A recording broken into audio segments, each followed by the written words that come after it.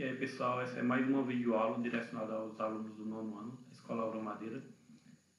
Nessa videoaula de hoje eu quero apenas fazer as correções das atividades que eu já disponibilizei durante o mês de maio. Aí eu quero que vocês acompanhem e confiram o que vocês acertaram e o que vocês erraram, certo? Vamos lá? Iniciando na atividade 5, ainda sobre capacidade física básica, que foi disponibilizado nessa data. Primeira questão. Resistência é a capacidade de sustentar uma dada carga de atividade o mais longo tempo possível sem fadigar. Aí vem aqui a pergunta. Qual é a definição de resistência muscular localizada? É a capacidade do músculo em trabalhar contra uma resistência moderada durante longos períodos de tempo. Segunda questão. Velocidade de reação é a rapidez com a qual uma pessoa é capaz de responder a um estímulo que pode ser visual, auditivo ou tátil. Ou seja, é o tempo requerido para ser iniciada uma resposta a um estímulo recebido. E nessa questão, eu quero apenas que vocês citem exemplos de velocidade de reação simples e velocidade de reação complexa. Vamos lá? Exemplo de velocidade de reação simples é durante uma largada de uma corrida de velocidade. E já exemplo de velocidade de reação complexa seria durante um jogo esportivo, onde é necessário reagir a diversas situações do jogo. Terceira questão. Quais os tipos de velocidade é um fundamento essencial para lutadores de boxe, ciclistas ou praticantes de esgrima? Bom, é a velocidade de membros. Então, velocidade de membros é que é um fundamento essencial para lutadores de boxe, ciclistas e praticantes de esgrima. Quarta questão. Equilíbrio é a qualidade física conseguida por uma combinação de ações musculares com o propósito de assumir e sustentar o corpo sob uma base, contra a lei da gravidade. Sabemos que existem dois tipos de equilíbrio, que são o estático e o dinâmico. Qual a diferença entre elas? Então, nessa questão, eu quero saber qual a diferença entre o tipo de equilíbrio dinâmico e o equilíbrio estático. Que é o equilíbrio estático, ele é adquirido em determinada posição, e o equilíbrio dinâmico, ele é adquirido durante o movimento, como eu mostro aqui nessa imagem. Equilíbrio dinâmico e equilíbrio estático. Quinta questão. Coordenação motora é a capacidade física que permite realizar uma sequência de exercícios de forma coordenada, ou seja, é a capacidade de usar de forma mais eficiente os músculos esqueléticos, resultando em uma ação global satisfatória, prática e econômica. De acordo com o conteúdo, responda quais são os tipos de coordenação motora e qual a diferença entre elas. Bom, é possível classificar a coordenação motora de duas formas, a coordenação motora grossa e a coordenação motora fina. Na coordenação motora grossa, podemos verificar o uso de grupos de músculos maiores e o desenvolvimento de habilidades como correr, pular, chutar, subir e descer escadas. Já na coordenação motora fina, nós verificamos o uso de músculos pequenos, e essas habilidades podem ser observadas ao desenhar, pintar, escrever ou manusear pequenos objetos. A pessoa realiza movimentos bem mais precisos e delicados. Sexta questão. Em relação ao teste para classificar os níveis de sua capacidade física, enumere a primeira coluna com a segunda, seguindo a sequência correta.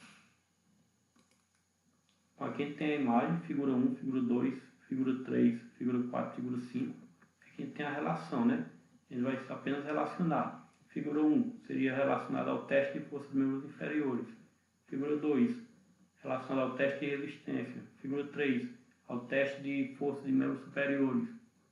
Figura 4, relacionada ao teste de velocidade. E a figura 5, relacionada ao teste de agilidade. Vamos para a atividade número 6, sobre o histórico do vôlei, que foi disponibilizado nessa data. Primeira questão. O vôlei é bastante antigo, tradicional e possui grandes destaques nos dias de hoje. É um esporte praticado numa quadra dividida em duas partes por uma rede. Possui duas equipes de 6 jogadores em cada lado. Aí aqui vem a perguntinha. Qual o principal objetivo do vôlei? Bom, o objetivo do vôlei é fazer passar a bola sobre a rede de modo a que ela toque no chão da quadra adversária e, ao mesmo tempo, evitar que o adversário consiga fazer o mesmo, ou seja, que jogue a bola dentro da sua quadra. Segunda questão. Na atualidade, o vôlei é conhecido por ser um dos esportes mais praticados em todo o mundo, sendo possível encontrarmos grandes competições de alto nível. Aí vem a pergunta. Responda quais as grandes competições de vôlei disputadas no Brasil e no mundo.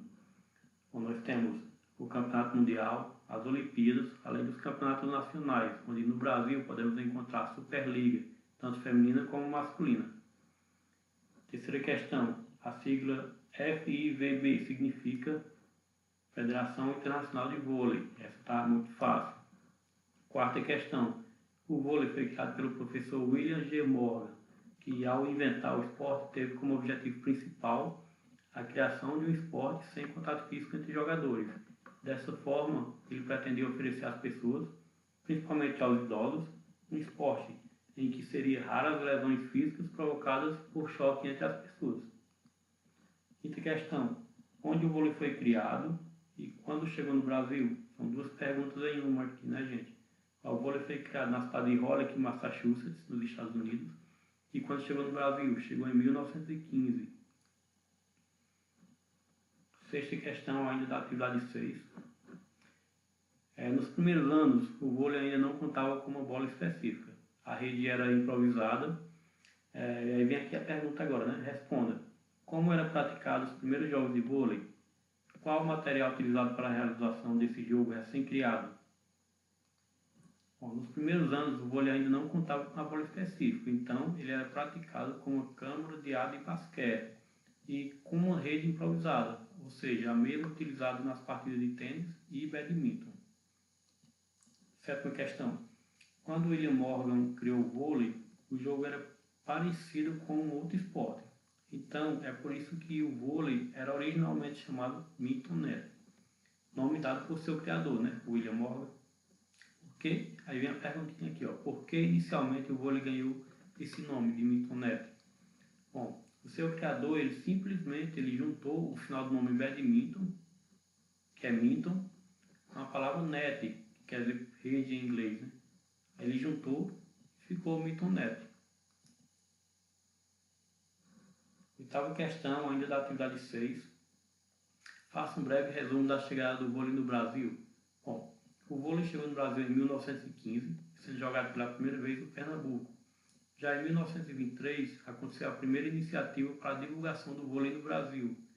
E em 1951, o Brasil foi o vencedor do primeiro Campeonato Mundial Sul-Americano de Vôlei com a seleção masculina e também com a feminina. Já em 1955, o Brasil estreava nos Jogos Pan-Americanos. E em 1964, o Brasil estava presente na estreia do vôlei no programa olímpico nos Jogos de Tóquio, no Japão. E desde lá, o Brasil sempre participou de todas as edições dos Jogos Olímpicos. Questão 9.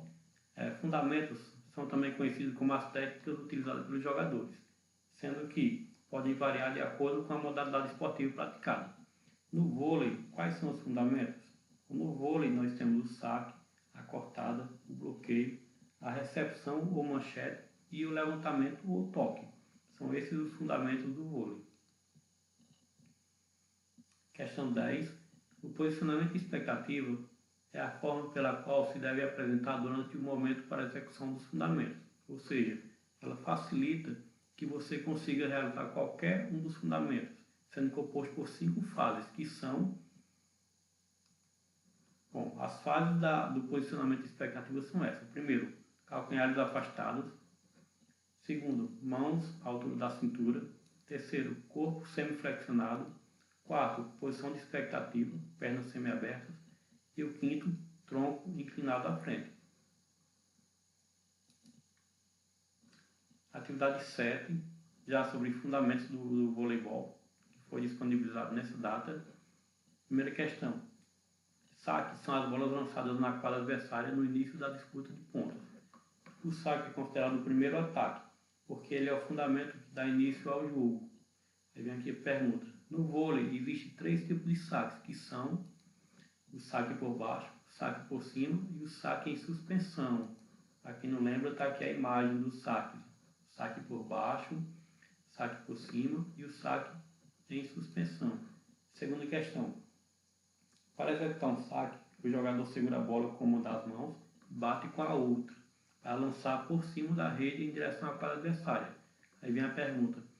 quais dos tipos de saque é considerado mais potente? Então, qual desses tipos de saque aqui é considerado mais potente? É o saque em suspensão. Esse é o considerado mais potente. Terceira questão. Define o que é cortada e quais as etapas de execução. Bom, a cortada é uma forte batida na bola com uma das mãos e é o fundamento do jogo que finaliza toda a ação ofensiva. Sendo assim, a cortada é considerada um fundamento de ataque. E as fases da cortada são essas. As 4 etapas. A primeira, deslocamento. A segunda, salto. A fase aérea, que é a terceira. E a queda, que é a última, a quarta. Essas são as 4 etapas da cortada. Quarta questão. Recepção manchete é um recurso em que o jogador recebe a bola com os antebraços esticados e as duas mãos unidas pelos polegares. Vem aqui a pergunta: qual o objetivo desse fundamento? Ou seja, qual o objetivo da recepção? O objetivo é recepcionar os saques, bem como para defender ataques e para não deixar uma bola que está abaixo da cintura do jogador cair no chão. Esse é o principal objetivo da recepção ou da manchete. Quinta questão. O bloqueio é uma jogada em que um ou mais jogadores interrompem a trajetória da bola, próxima da rede, após a cortada do adversário. Mas, aí vem a pergunta aqui. Por que o bloqueio é considerado ao mesmo tempo uma jogada defensiva e ofensiva? Bom, porque ele é uma jogada que tenta impedir que a bola lançada pelo adversário ultrapasse a rede, alcançando o seu lado da quadra.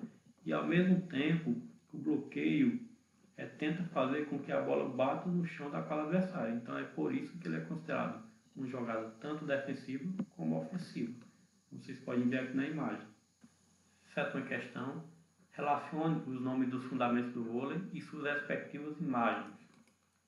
Vamos lá. Aqui a gente tem o nome dos fundamentos, não é isso? Bloqueio simples, cortada, saque por cima. E aqui a gente tem as imagens. A gente vai apenas relacionar.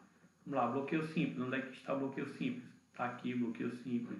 A cortada, aqui está a imagem da cortada. O saque por cima, está aqui. O toque em suspensão, para cá. Bloqueio duplo, aqui. E a manchete, aqui. Bom, gente, essa foi a videoaula de hoje. Como atividade, vocês devem apenas acompanhar o vídeo e conferir o que vocês acertaram e o que vocês erraram. Caso tenha errado alguma questão ou tenha alguma questão incompleta, então você vai fazer as correções, certo? Para que fiquem com todas as atividades completas e corrigidas. Valeu, gente, um abraço e até a próxima.